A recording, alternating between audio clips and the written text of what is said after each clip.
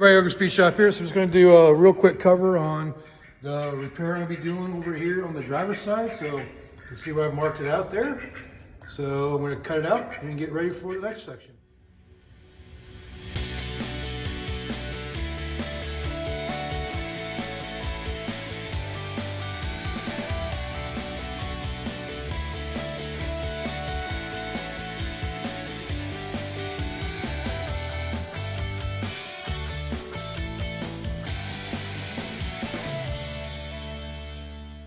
Alright, so I got the trunk cut out.